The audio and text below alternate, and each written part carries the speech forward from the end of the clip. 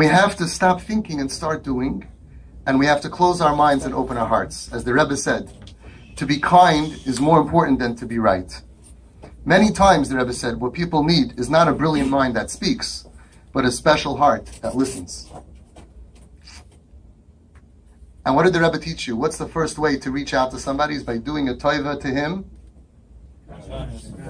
The Gashmias. And usually right away, you start the Ruchnis, but they're so broken, you can't go right away. Stick with that. Stick with doing a toiva begashmias. Show them that I accept you. I don't have an attitude against you. If they're not behaving properly, then pointing it out will never bring them back. And please remember that criticism and rejection are not words in the Lubavitch dictionary. They're concepts that were introduced to Klal Yisrael to kill us. Buy them their jeans? Questions later? Ramesha Feller, a Chabad Shliach in Minnesota, was asked to write an article to a newspaper to explain what Torah does to a person. And he wrote, when a person faints and loses his conscience, they say that you need to come close to his ear and scream his name in order for him to help. In the same way, when a person is far away from Yiddishkeit, you need to scream his name and tell him, you are a Jew. Rabbi Feller sent the article to the Rebbe in order to get his opinion, correction, and proofs. The Rebbe read it and corrected just one word. He underlined yell, and he wrote above it, whisper. Don't yell at the person. Whisper. How do you wake up a person from religious fainting? How do you approach somebody who is disconnected? Don't scream at him and tell him you are wrong. Don't roar your opinions, but whisper, because you entered a delicate place, his neshama, his soul. Don't be brutal in your approach, but do it with love, with caring, and peacefully.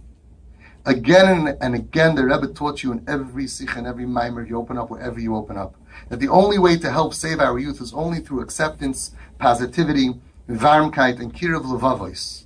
And the Rebbe specifically taught us that if you treat someone negatively and you use the Torah as an excuse, there is always the doubt that perhaps you made a mistake in your assessment of the situation, or that personal factors were involved, especially when we're dealing with a family member. You could be motivated by shame, by pain, by gaiva, if it was a Talmud of yours or someone in your yeshiva. But the Rebbe said, whereas if you do a favor for a fellow Jew, it's off your shoulders and you have nothing to worry about. You certainly performed an act of Ahavas Yisrael, brotherly love, and you fulfilled the commandment of Ahavta l'reacha kamoicha, which is also a vehicle to attain Ahavas Hashem. What is Ahavas Yisrael? Does it really mean to love every single Yid? Are we supposed to love even a Jew who sins? Can love itself without musar, rules, consequences, and boundaries influence a sinner to change his ways? If we show them love without asking them to change, without fathering for them that they must change and they must conform, won't they just feel comfortable the way they are and never change? These are the questions that the Rebbe asked the Frierdiker Rebbe. And he said, I am nice to everyone who comes to the Merkaz, even those that are lacking in proper level of Yiddishkeit. And perhaps if I show them acceptance, said the Rebbe, they will think that they're okay the way they are, and they'll never change. So many people say, what do you mean? You're just going to show them they're okay? You're going to buy them their jeans? You're going to buy into them? You're going to show them we accept you? As if you're okay? Why would they ever change? If we make them comfortable, why are they ever going to become better? It's a good question. That was the Rebbe's question. And the Frierdiker Rebbe told him, he said that when a child is born, the parents, their hearts have 100% love for this child. Bursting with love. So what happens when another child is born? The Eibishter gives them more love. They have 100% love for another child. And then another child, and then another child. The Eibishter gives you a full love for every single kid that you get. So what happens if a child is sick?